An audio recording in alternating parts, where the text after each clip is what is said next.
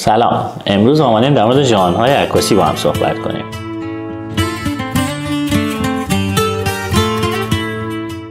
امروز چند تا از ژانرهای معروف رو با هم دیگه مرور میکنیم. ژانر پورتره. شما وقتی که از یک شخص عکاسی میکنین که احساس و عواطف اون رو به تصویر میکشین، این میشه ژانر پورتره. برای فعالیت ژانر پورتره شما باید آشنایی داشته باشین با لنزتون، با دوربینتون و یک مقدار فتوشاپ و آشنایی کامل با نورپردازی‌ها. ژانر بعدی که میخوان در موردش صحبت کنیم ژانر معماریه.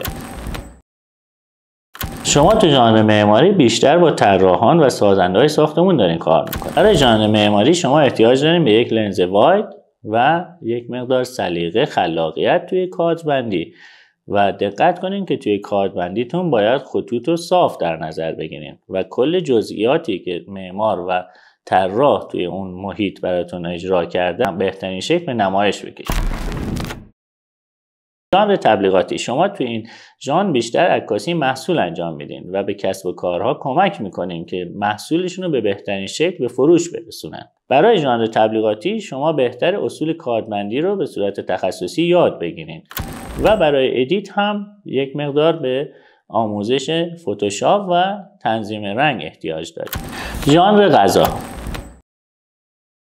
تو زمینه ژانر غذا کارفرما بیشتر کافی شاپ ها و رستوران ها هستن که شما کار عکاسی منوشون رو انجام میدین. برای ژانر غذا خلاقیت، نور و رنگ خیلی مهمه که شما بتونین به خوبی منو کارفرما رو به نمایش بکشین. ژانر بعدی عکاسی از جواهرات.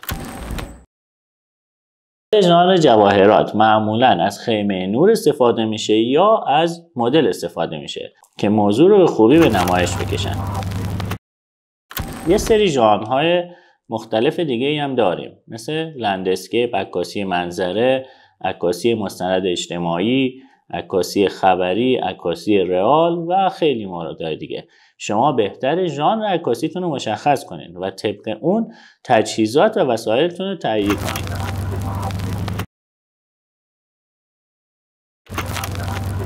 برای اینکه پیشرفت خوبی داشته باشین توی عکاسی بهتر ژانراتون رو انتخاب کنین و ترجیحاً 2 تا 3 ژانر رو انتخاب کنین و طبق اون تجهیزاتتون رو تهیه کنین و به بهترین نحو ازشون استفاده کنین.